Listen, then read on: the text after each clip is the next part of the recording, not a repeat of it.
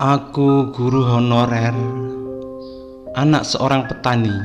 Ibuku meninggal dunia saat aku berusia 2 tahun. Aku menikahi anak orang kaya yang bergelimang harta. Gajiku tak seberapa dibanding iparku yang jadi karyawan sebuah perusahaan di kota. Aku bagai kayu kering yang bersandar pada tanaman yang tumbuh subur, sehingga aku tegak berdiri. Sampai kapan aku mampu bertahan? Sementara itu cercaan dan hinaan selalu terdengar di telingaku. Ungkapan kekecewaan karena mendapatkan menantu miskin seperti aku. Aku hanya pasrah pada keadaan, dan aku tidak bisa mengelak karena kenyataan. Semenjak aku tinggal di rumah mertua, dia selalu uring-uringan.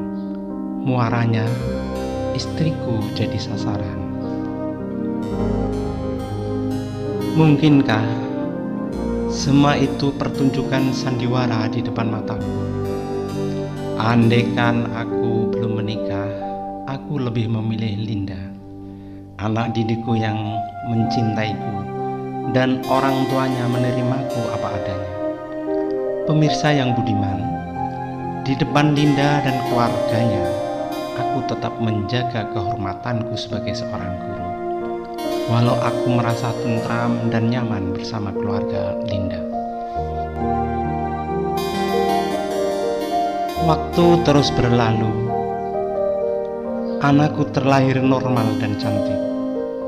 Betapa bahagianya hatiku. Aku seorang laki-laki yang telah memiliki garis keturunan. Namun mertuaku sangat menyesal lahirnya anakku. Semakin hari semakin jelas terlihat mertuaku tidak menyukainya. Kini usianya sudah menginjak 4 tahun. Sekujur tubuh, sifat, dan sikap mirip aku. Tapi lebih menyesatkan dadaku. Mengapa penderitaannya sama persis denganku? Disepelekan, dikucilkan, dianaktirikan. Bahkan keluarga istriku Cici menggendong anakku.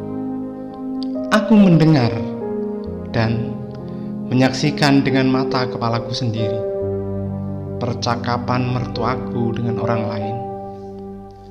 Istriku pun ikut-ikutan, seakan tidak pernah melahirkan seorang anak. Maafkan ayah ya nak, kau telah terlahir. Aku tak mampu membendung air mataku.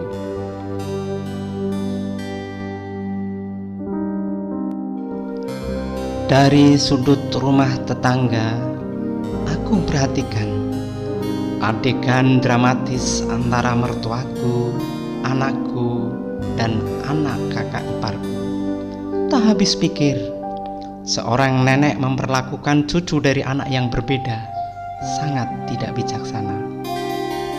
Walau aku tidak mendengar apa yang dia ucapkan, tapi terlihat jelas bahwa dia perlakukan anakku tidak adil.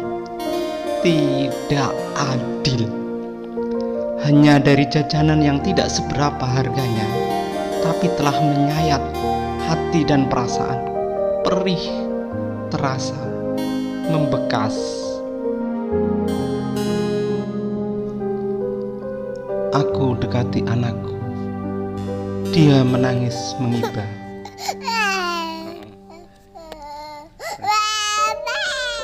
Teruslah menangis anakku,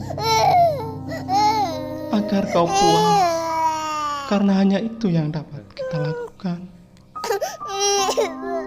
Terasa butiran hangat telah membasahi pipiku.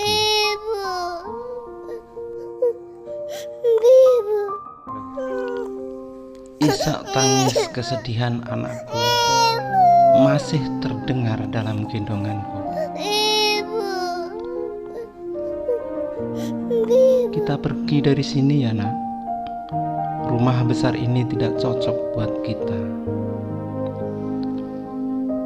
Anakku memahami apa yang aku sampaikan. Dia menghentikan tangisnya. Ibumu bahagia hidup bersama kedua orang tuanya. Dia tidak peduli penderitaan kita, Nak.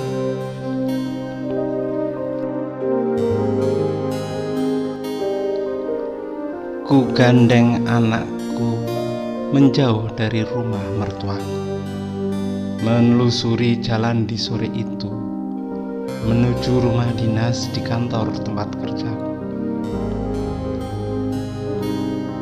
Jika kamu masih mencintai dan menyayangi kami berdua, kamu akan mencari dan menyusul.